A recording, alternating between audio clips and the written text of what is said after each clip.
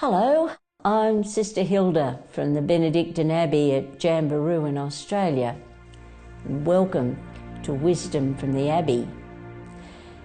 We've been considering those places in which we might find God, and today we're going to look for God again, and hopefully, whoever you are out there, you might just catch a glimpse of Him in the character I want to particularly hone in on today. Some of you may well have read the novel The Diary of a Country Priest. It's a French novel. It was published in 1936, I think, and by 1950 it was listed as one of the 12 best books written in the French language since the beginning of the 20th century. It's continued to have an incredible impact, and it has a very powerful message. I'd suggest to you that it's worth your while getting a hold of this novel. And also I believe it came out in a film. It's probably worth your while getting a hold of that too. But now let me go back to it. The central character in the story is a young priest, and truly he's not appealing. He's ugly. He is not well born, so he's not an aristocrat. He is socially inept. You wouldn't warm to him straight away because he's just so awkward. He's scrupulous, he's caught up in his own misery, and he's caught up in the horrible thought too that he hasn't got anything to give to God, and whatever he does do, you can bet it's not going to work. Now, none of this is helped by the fact that he has terrible stomach problems. The parishioners put it down to drunkenness. So, like, he hasn't even got a good name. The local clergy don't have a lot of time for him either, because he seems to live something of an ascetic life. He lives on bread dripped in wine and potato soup. And they think that that's just a little bit extreme. They try and help him, but seemingly they get nowhere. Now, the parish to which he is sent are notoriously lacking in faith. They're a sad, bored lot of Catholics. They really have no interest in God. They have no interest in the church. And they're out to get this young priest. So his catechism class is a fiasco because they deliberately set out to trip him up. The poor man suffers over and over and over and over again. But the incredible thing is, he keeps going. He keeps getting back there every Sunday for every Mass. And you know what? He gives dreadful homilies. He's the world's worst sermon giver. That doesn't help when it comes to the people either. And yet, the goodwill is there, and as I said, he keeps going. Now, at some stage, he goes to visit the chateau of the local count and his wife, the countess. That in itself is a truly sad story. The count is having an affair with the housemaid. The countess has never recovered from the death of her 18-month-old little boy. She is consumed with grief, with hatred, with incredible anger. And a lot of that is directed toward her daughter, Chantal. She believes that Chantal has been responsible for the little boy's death. They went for a walk or something and the little boy died. Now, the mother shut down after that time, and effectively what she did was block the daughter out. So the daughter and the father, they became very close. But it was never a happy situation. It was all made worse too by the fact that the father then wanted to send the daughter Chantal off to England to school. So the daughter herself is caught up in anger and she feels rejected, she feels thrown away. Yet you can imagine, even as I describe it to you, I'm sure you can pick up the general feel. Now I'm hoping into the bargain here that something inside of you might be connecting with some of these feelings, because if you are, then what's coming might indeed be good news. Now, let me say again to you what I said in our first episode here. It's no accident you're watching this. It's God who's brought you to watch this, and it's God who has a message for you in each of these sessions. Now, let me continue.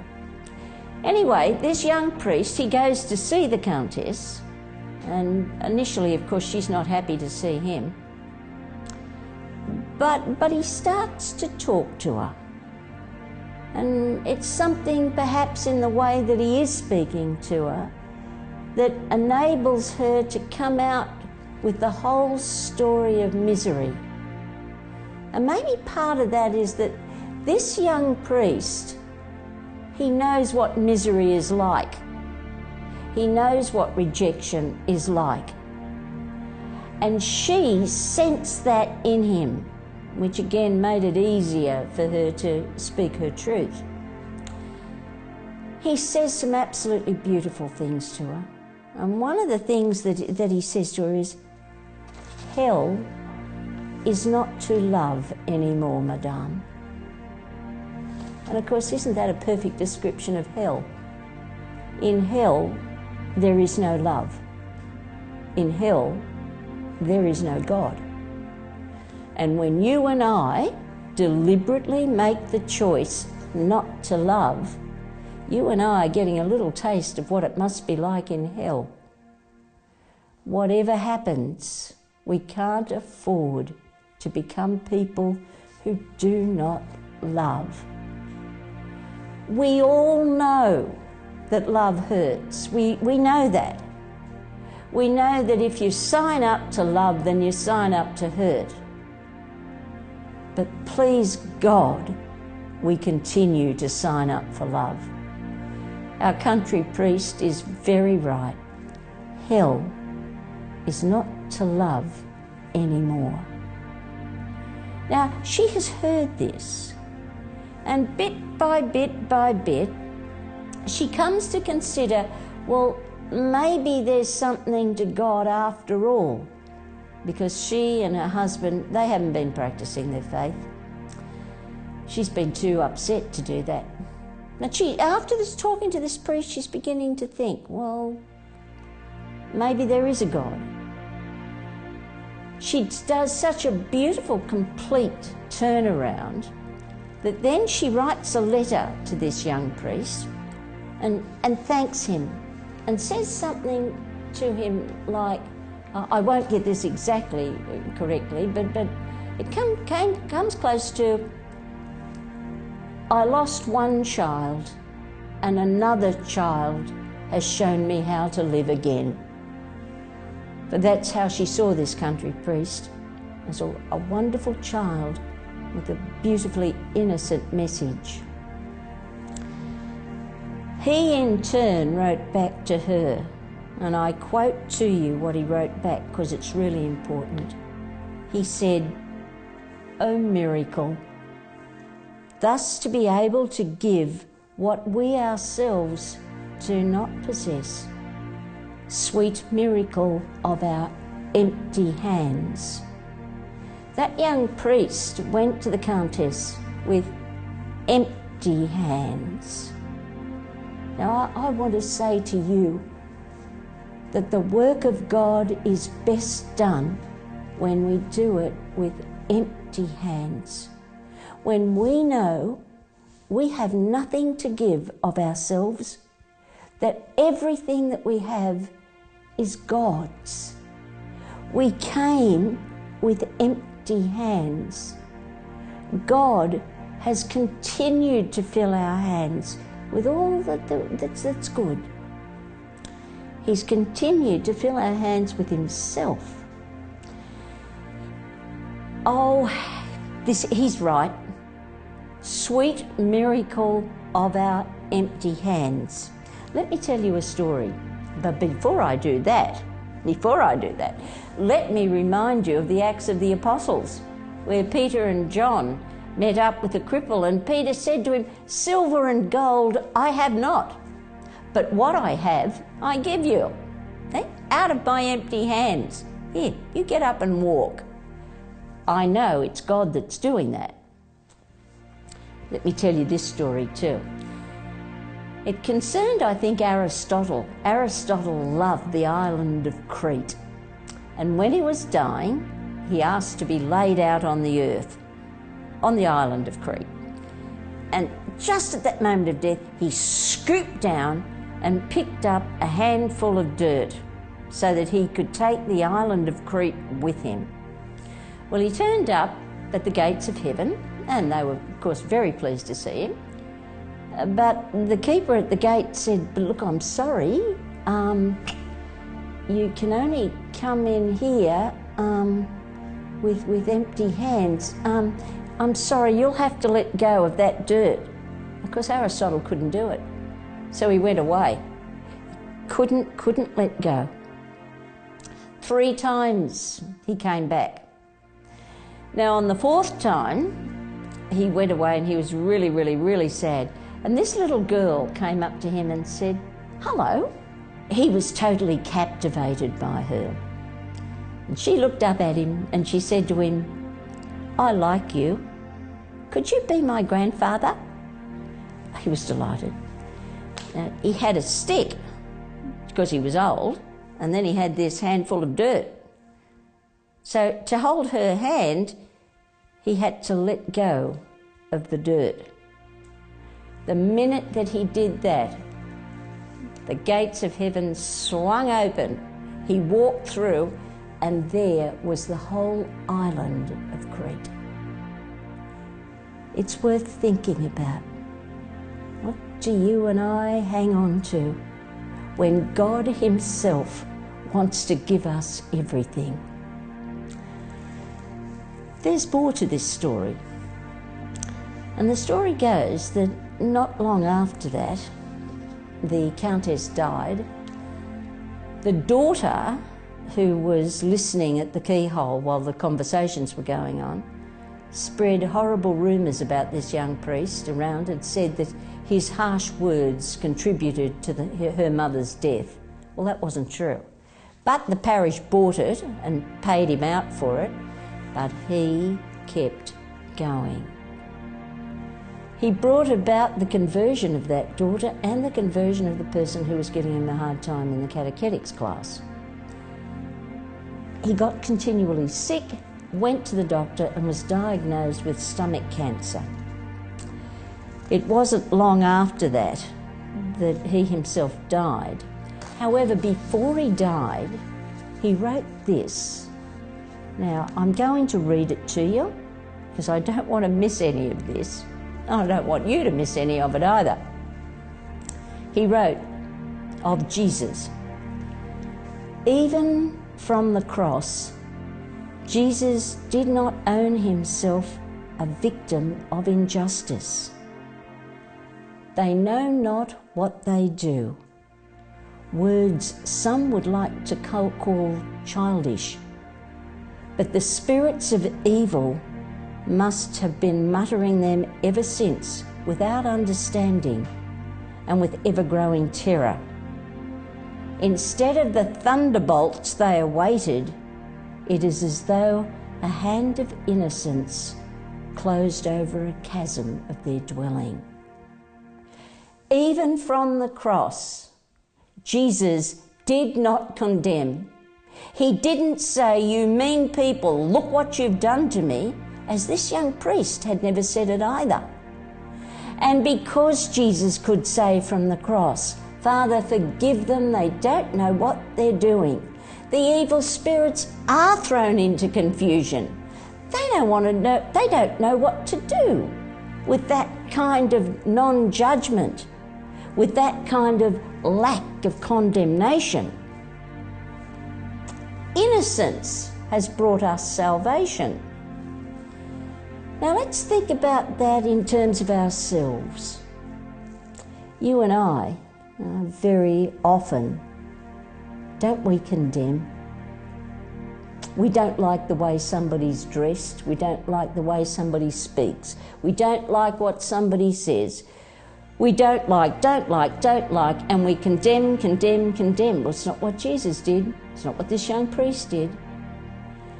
And it's not what a certain Miroslav Volf, and I apologise, I may be saying his name incorrectly. It's not what he and his family did. Let me tell you the story. Miroslav is now a lecturer in theology at Harvard University. I heard him being interviewed on the radio. He told the story of his own family. They were in Romania. They were a Pentecostal church, and Miroslav's father was the pastor. They had one boy. The nurse, the nanny, was looking after him. They were out one day, and freak accident, they got caught up with a soldier, and the soldier killed the little boy. It was an accident, but of course the soldier found it almost impossible to forgive himself. The father, who was the pastor, went every day, I think for something like 2 years, to beg your pardon, it wasn't every day at all. He went very often over the next 2 years to see this man. He wouldn't press charges. He felt absolutely heartbroken for this poor soldier. They went on with life, and eventually Miroslav was born, another little boy, and he too was put into the care of the nanny. He said that this nanny was one of the most formative people in his life. She taught him so much about what's good and God and how to live a good and spiritual life. He owed her a very great deal. She was his constant companion throughout the years until he himself started to grow up, went to university, etc., etc. It was years later that Miroslav discovered, in talking to his mother, that it was this nanny that was really responsible for his brother's death.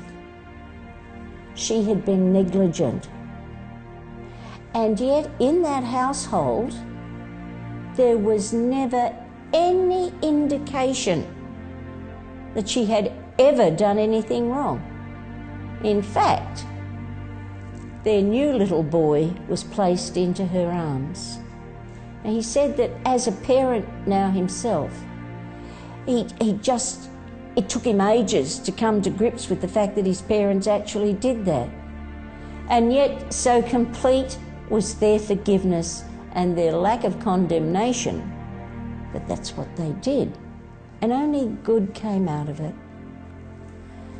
God, I'd like to put to you, wherever you are and whatever's going down in your life, remember what Jesus said. Forgive them, Father. They don't know what they're doing.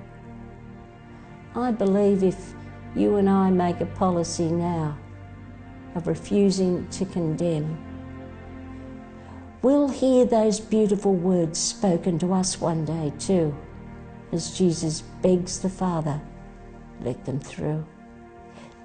They don't know what they're doing.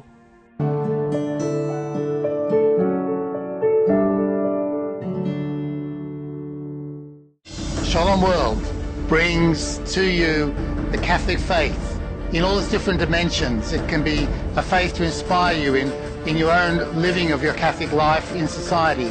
Shalom World offers you an opportunity of being enriched and strengthened in your family life. We live in a culture that needs to have a Catholic presence.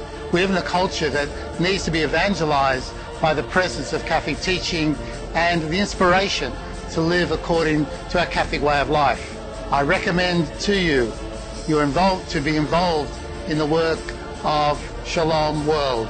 May the Lord bless you and bless the work of Shalom World. In the name of the Father, and of the Son, and of the Holy Spirit. Amen. Shalom World, God's own channel.